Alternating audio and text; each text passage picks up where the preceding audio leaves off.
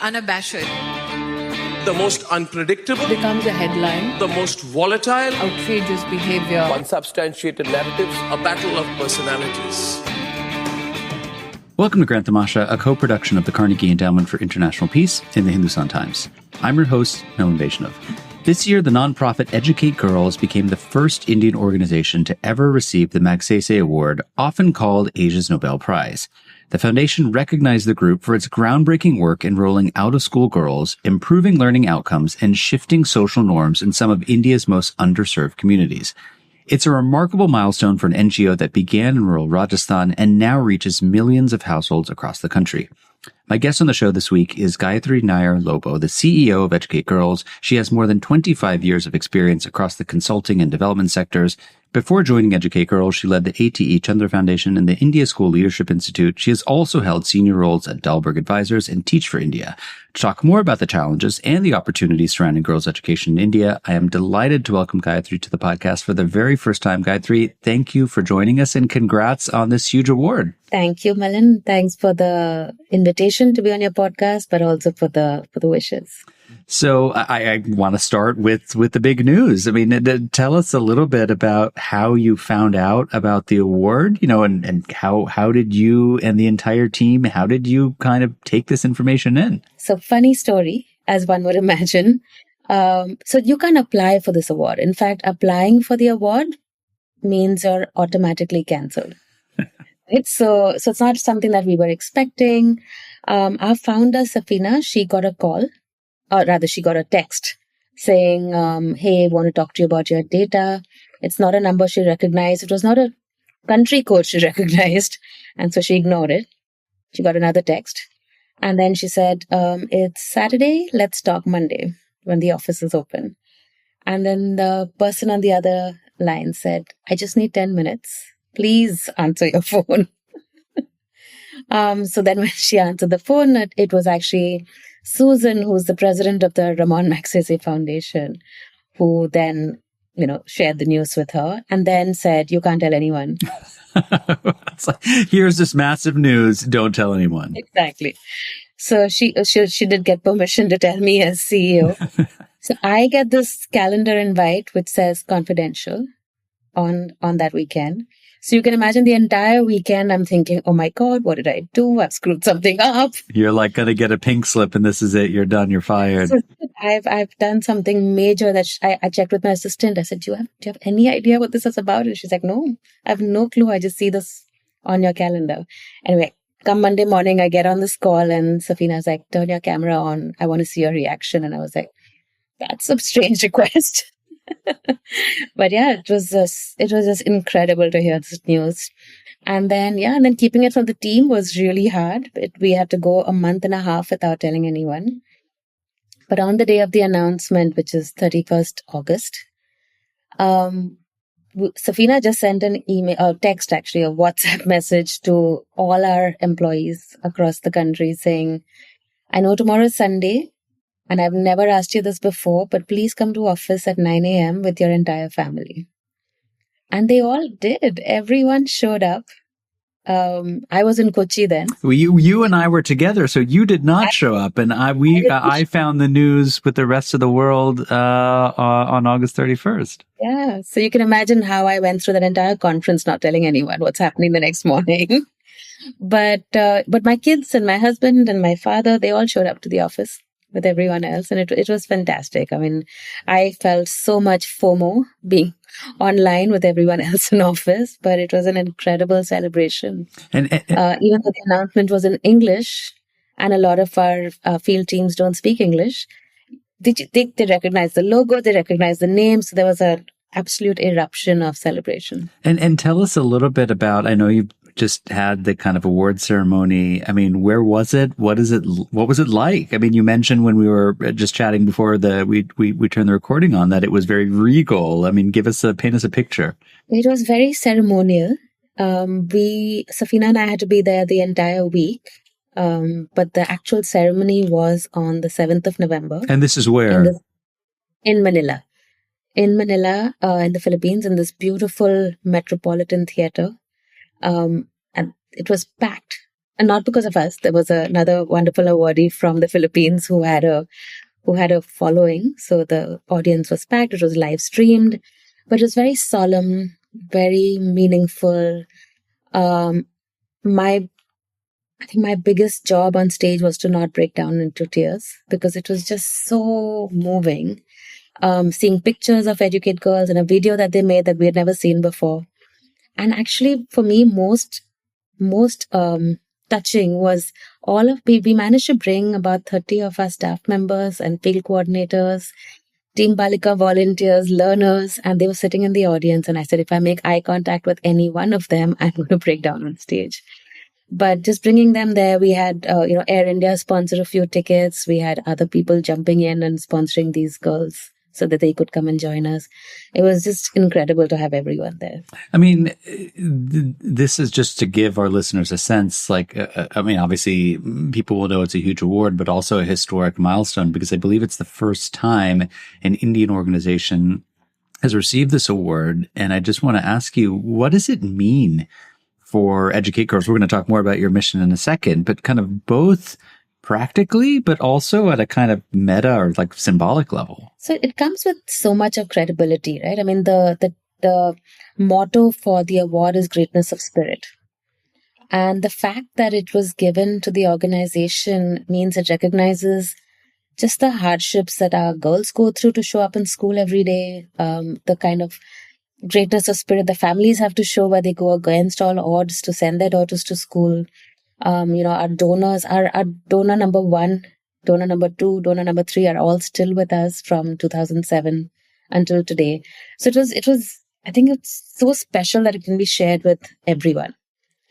And the credibility it brings with it, right? It's not an application form. It's not people lobbying on your behalf. They do it very Michelin star-like. So they've come to our office, they've interviewed our staff, they've gone on the field, they've seen our work. And for me, that is testament to the work because it's not a curated, donor visit. They've gone on their own and they've seen that it works on the ground. I mean, it's totally random, but I was listening to a podcast today about Wicked 2, the sequel to the movie Wicked with Ariana Grande. Yeah. And this podcast was talking about how amazing she is in the movie and how she's definitely going to be up for an Oscar. But is the studio going to back her for Best Actress or Best Supporting Actress? Because, you have to kind of put someone forward. And then there's this massive lobbying campaign, right? Which the nice thing about this award, as you said, is it's like you have nothing to do with it. Or like somebody came to you sight unseen and said, we think that you're deserving of this amazing recognition. Yeah, that and hey, we've actually gone down and seen whether everything we've read online is true or not.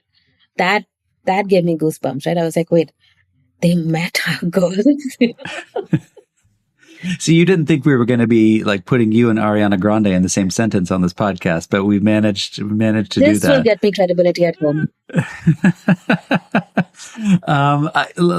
We've kind of put the cart before the horse. Let's step back a little bit and talk about the origin story of this organization. Not all of our listeners might be familiar with Educate Girls. Tell us a little bit about how and where the organization got off the ground, and what do you think were the sort of gaps that you were trying to fill? So Educate Girls was founded by Safina Hussain back in 2007 in the district of Pali in Rajasthan in 50 schools. That was, when you say pilot, you think 1 school, 2 schools, but this was an NGO that she upfront said needs to scale and I need to design for scale.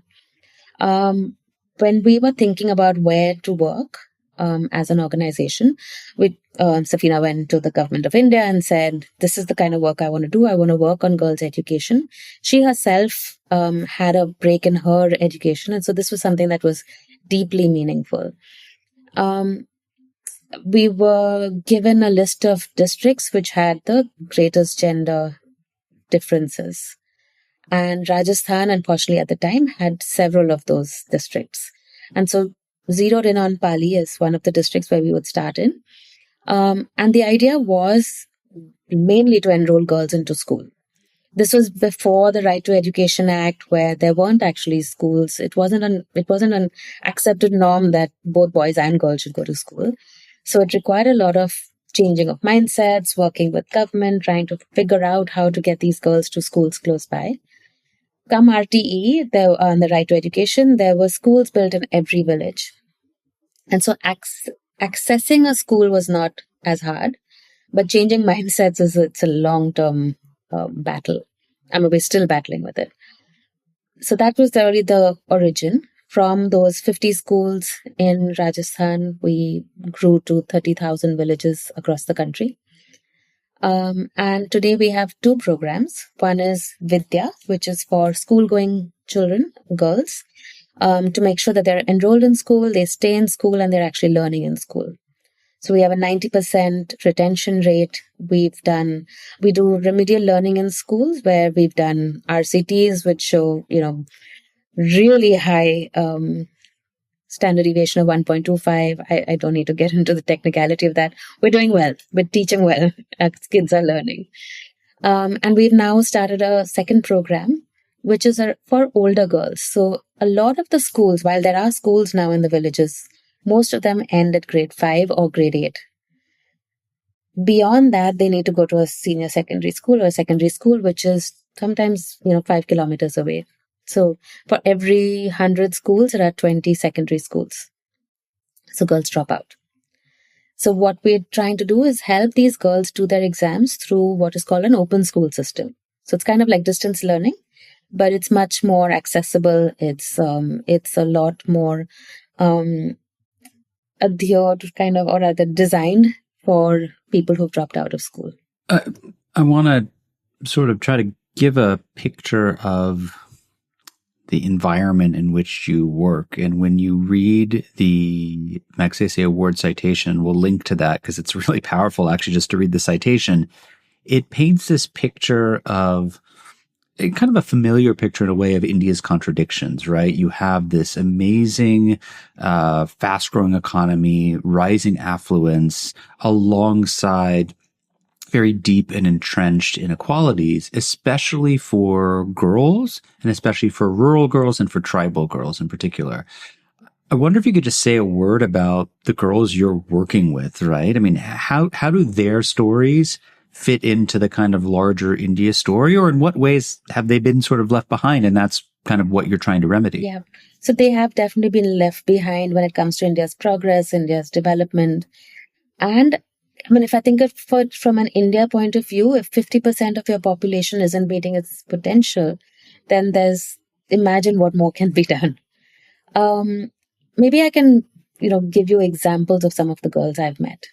That would be great. That will help paint a picture. So the first girl that I met was this girl named Pooja. I actually wrote one long LinkedIn post because I was so moved by her story. Pooja was 13 years old, or rather is 13 years old, and had never been to school, ever, right? And we are sitting right outside her house. I'm saying house, but it was maybe 8 feet by 8 feet. No furniture. They lived out of plastic bags. Like their clothes were rolled up in plastic bags, maybe 3 utensils and firewood. Right? That was what the interior of her home looked like. And I asked Pooja in Hindi, like, don't you want to go to school? And she said, I would if they'd let me. And so in my head, I was like, oh my gosh, they're not letting her go to school.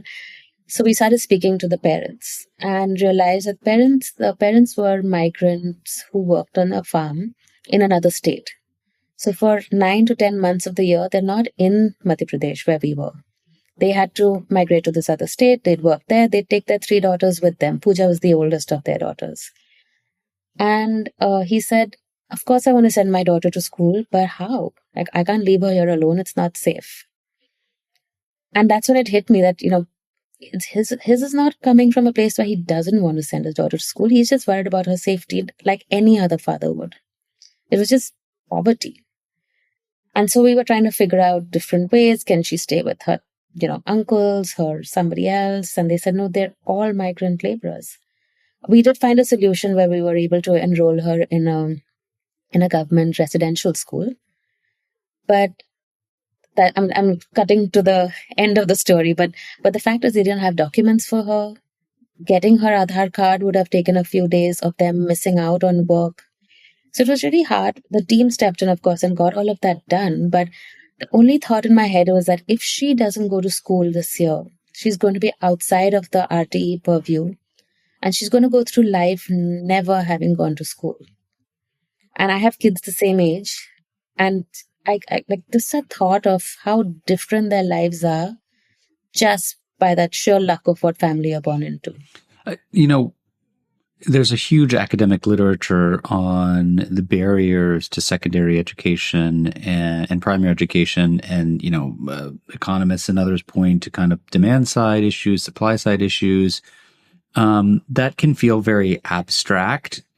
Tell us a little bit about what some of those barriers look like in real life terms for adolescent girls and young women like Pooja. I mean, what do you see when you go into the field? Yeah, so we largely see 3 issues. If I can sound like an MBA student and say there are 3 P's of barriers. I mean, it's the trick to sounding smart is to come to any conversation to say, I have 3 points to make. So Right. Yeah, 3 points, all starting with P. So the first I told you about poverty, right? It's really hard to get somebody who's focused on just getting a meal in front of their family to say, hey, what about your daughter's education? So that's one. I mean, one is migrating for work. The other is the girl herself is working because they need to feed their families. Or the entire family is working and this girl is in charge of the younger siblings. Right? So poverty is one. The second P is patriarchy. Why should I bother educating my daughter? She's going to get married and live in another family anyway. Let me make most use of her now while I have her.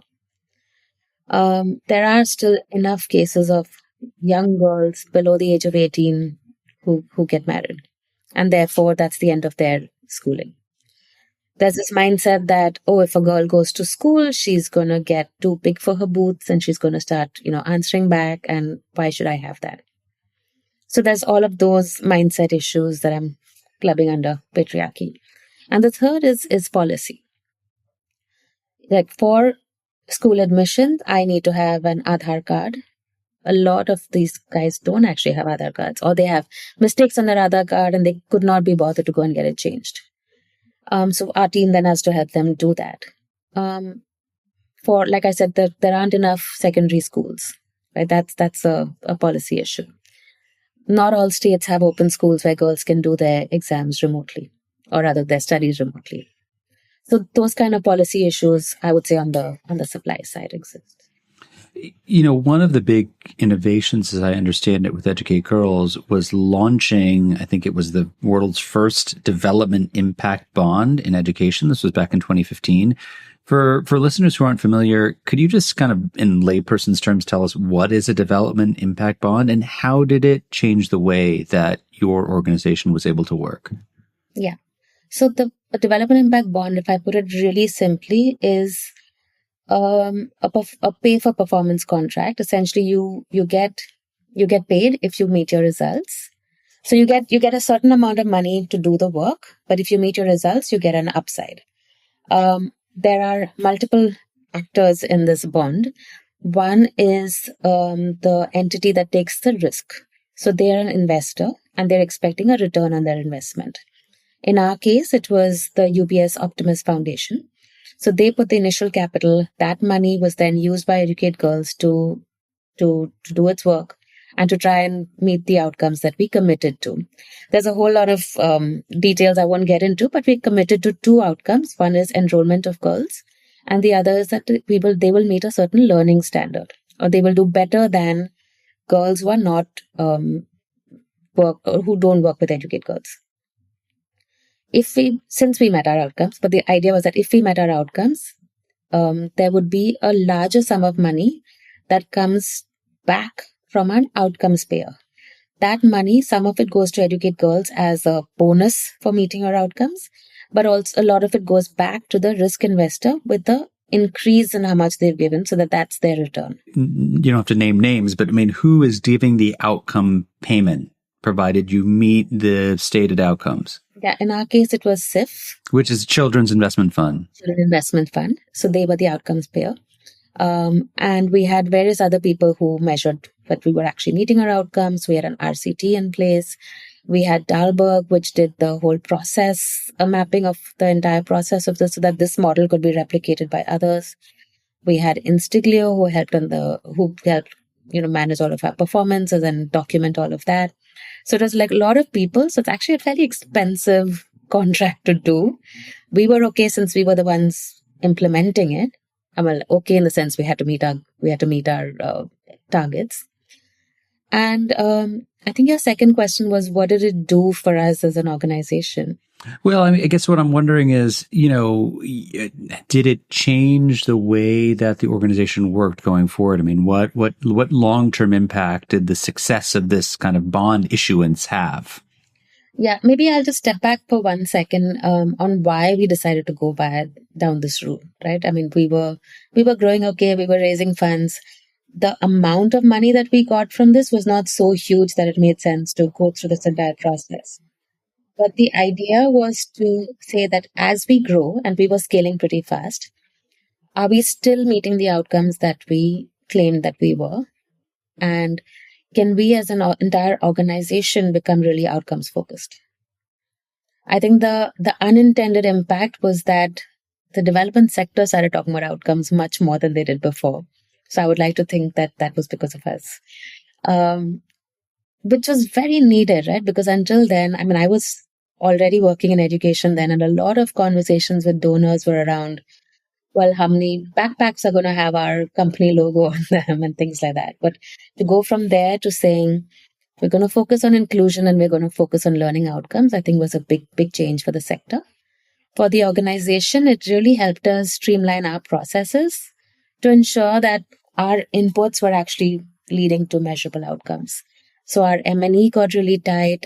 We built an app before apps were being made, so that we could constantly monitor how we're performing, quickly course correct where things weren't going okay. We tied up with an external, another nonprofit. We collaborated with them to really sharpen our curriculum. So yeah, a lot of benefits, and all of that is something that we're still using today.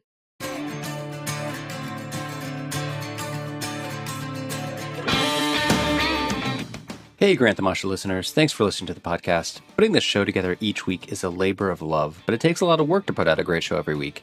If you'd like to support the work we do at Grant Tamasha, please visit ceip.org/donate. Don't forget to subscribe to us on Apple Podcasts, Google Podcasts, Spotify, or on your favorite podcasting platform, so you'll be the first to know when a new episode rolls out. So I want to go back to something you said earlier. You mentioned, I think it was when you were talking about who was able to come to the award ceremony, some of the girls and some of the coordinators, this Team Balika. A lot of your field presence comes through this Team Balika, which is a kind of grassroots, as I understand it, grassroots volunteer network, which is part of a larger initiative known as Vidya. Tell us a little bit about how Vidya, that initiative, mobilizes these volunteers, and kind of what does this sort of door-to-door campaign, what does it actually look like in practice? So let me start with first identifying a village, right? So we've identified that this is the village that we want to work in. Initially, Educate Girls would go in there and do a kind of a mapping of that village, sit with the elected members of the village and say, this is the kind of work we want to do. We want to make your village inclusive towards girls' education, get their buy-in. We then do kind of a massive recruitment drive. So it's a lot of fanfare around finding who these Team Balika volunteers are going to be. And the reason we have Team Balika volunteers is just that proximate leadership, right? I mean, if I go into a village and say, Milan, you should be educating your daughter, you'd say, yeah, sure, okay, bye. But if it's somebody from within your village, someone you can connect with, and they keep coming back to you and saying, I'll help you. Let's get your daughter educated. This is why you should get her educated. The likelihood of you listening to this local person is much more. And for us, our Team Balika volunteers don't have to be women. They can be men who are gender champions.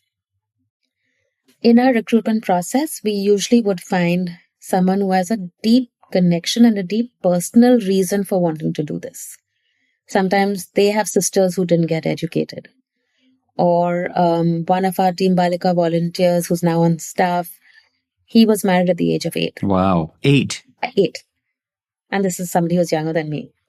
And he says, I know what it's like to not have a choice or to have that choice taken away from me. So this is what I want to do. And so there's this deep intrinsic reason or motivation for them to do this work. And so it's very important for us to find that right Team Balika volunteer, not just for them to enroll the girls in school then and there, but also to be able to build that entire community around supporting girls' education. Because the minute there's any calamity or any adverse situation, the girl is pulled out of school.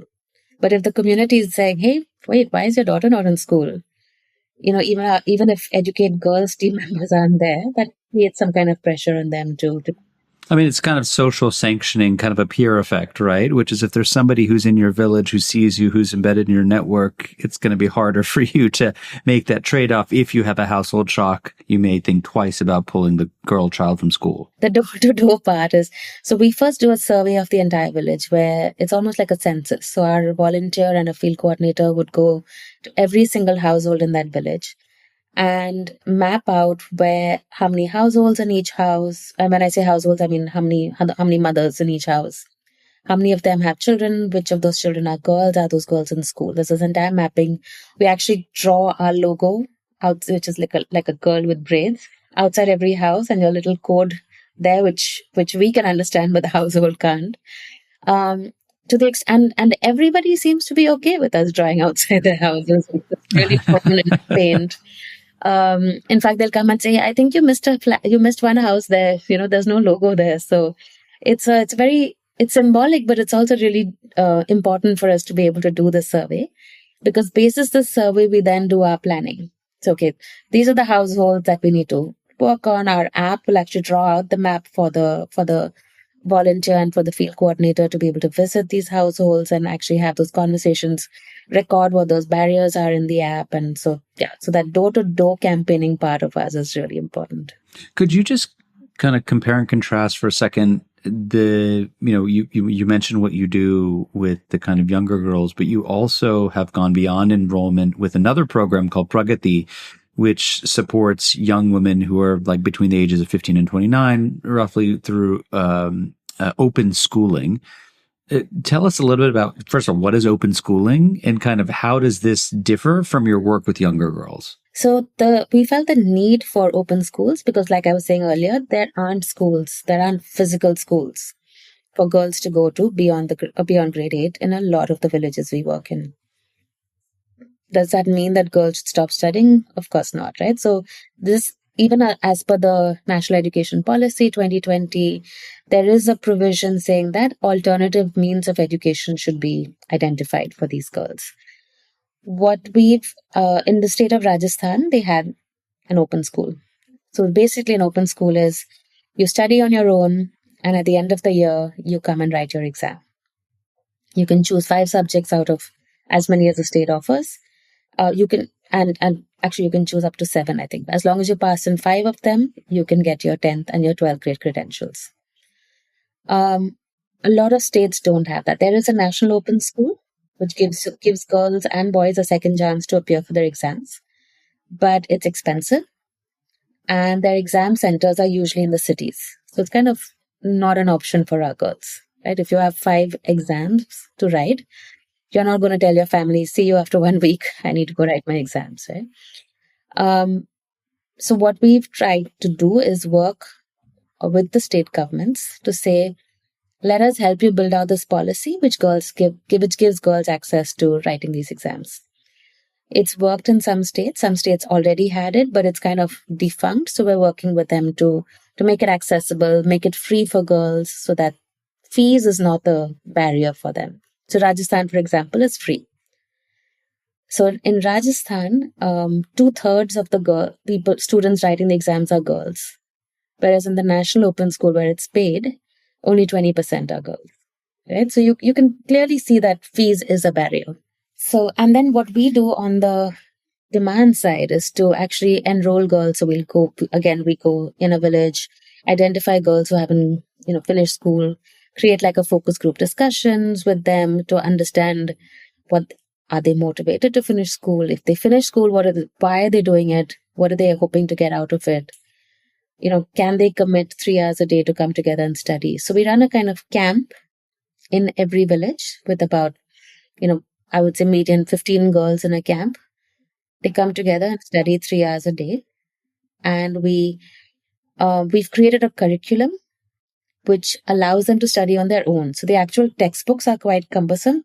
What we've done is simplified it, made the language a lot easier, help them learn how, like, exam strategies, studying strategies. So we actually help them through that, through a prarak or a facilitator. So not a teacher, but a village-based person. And this is only women.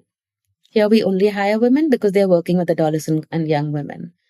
So, and in fact, I was looking at some of the data. In the villages we are working, 56% of our preraks, this is their first job.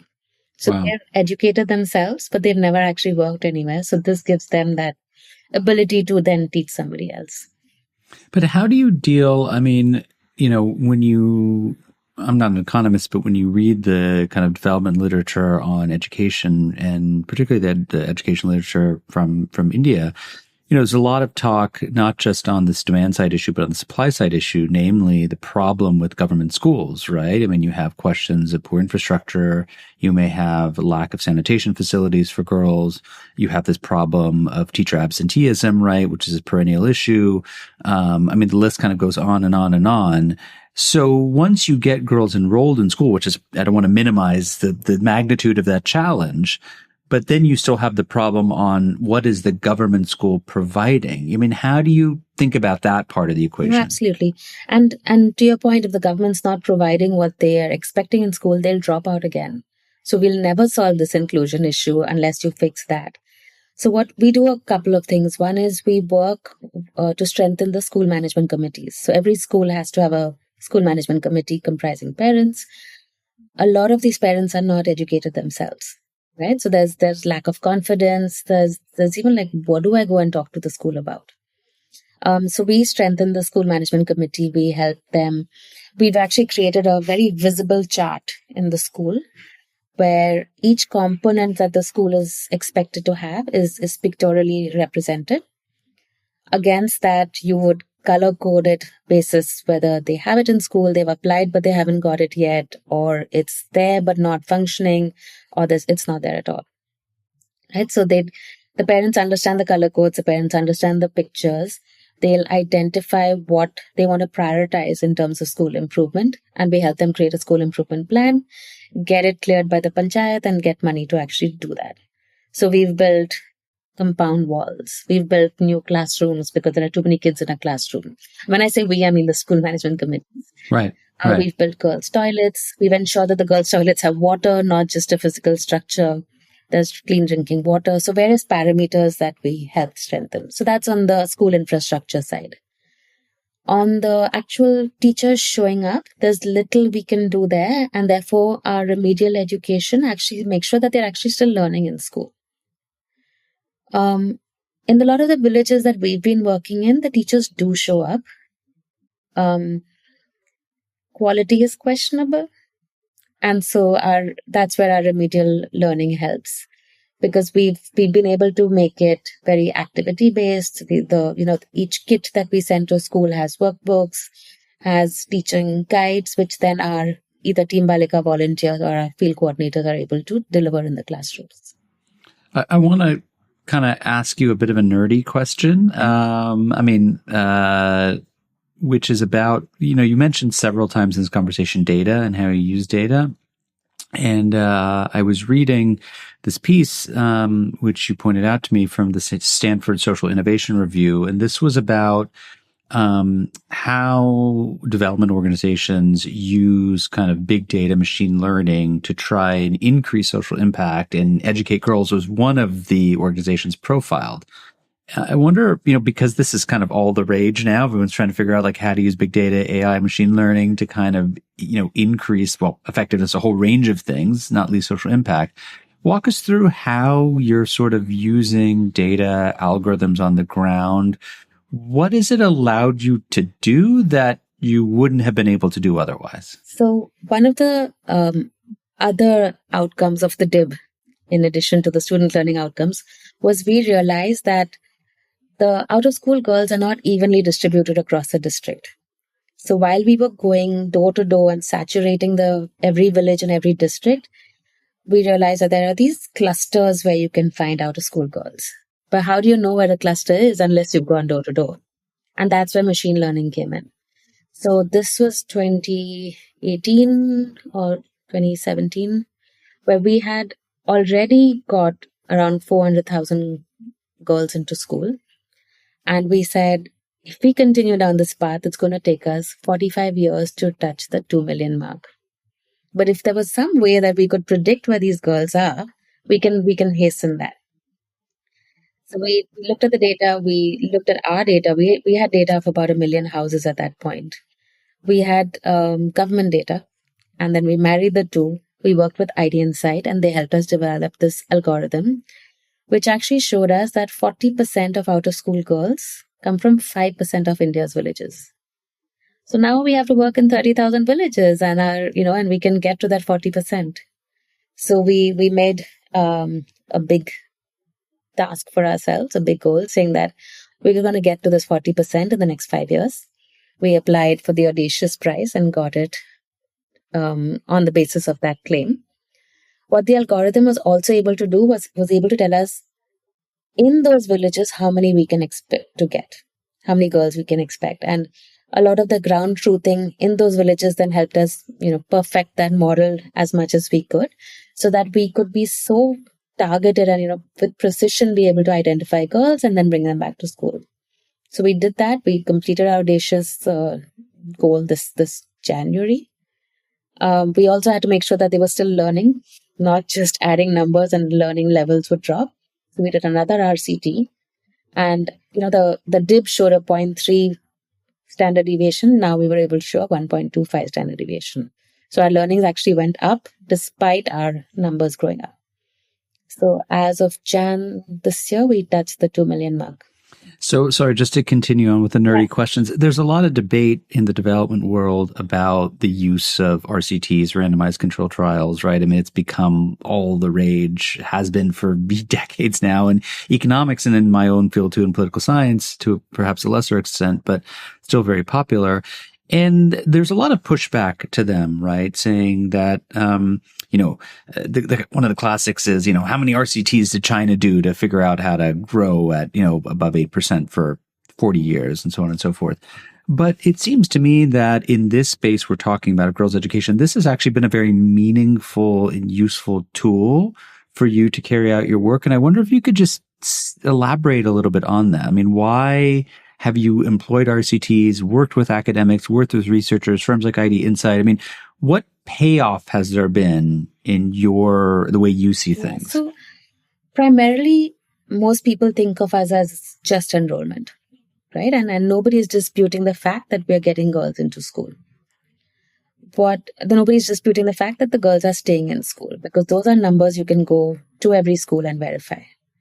But is our learning component actually working? Or something that, we didn't know ourselves at the point, right? We could see visibly that, okay, there are students in our classrooms who now can do A, B, and C, and we don't know if that would have happened anyway. A lot of our donors, rightly so, need evidence that our work is actually making impact.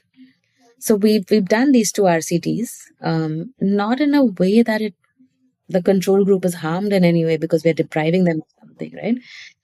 It's not like medicine where you're giving somebody a placebo when they are unwell. And even there, I'd argue, what other alternative do you have?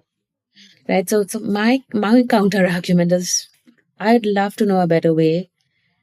In fact, cheaper way, because these RCTs are also expensive. They're not cheap. So show me a better, cheaper way to do it. I'm open. Until then, we have to continue this. We do push back on requests for doing multiple RCTs, saying, it's working. Why do you need one? We've not changed anything. We've not changed who's deploying it on the ground. We've not changed the profile of our volunteers or field staff. So we won't keep doing RCTs, but I felt like we needed to do it to prove we can scale without numbers dropping. We are outcomes driven. And I think what it did, the upside that it had for the rest of the sector was worth that. So, another word that we've come around to a couple of different times you've used is the word scale, right? I mean, you had ambitious goals of scaling up. You mentioned when Safina first started, right? It wasn't just like a mini pilot. It was like, we're going to do this in 50 places. And of course, now you're working all across the country.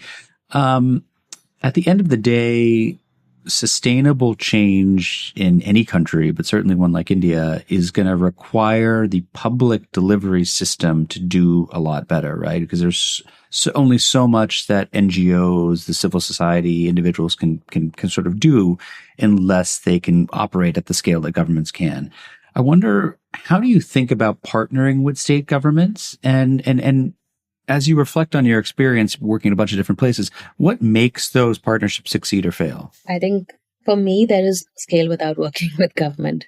In our case, in education, it needs to be with the state government. So while we do have partnerships at the central level, the actual implementation can only happen at the state. I think the big difference is that we need to take a much longer term view.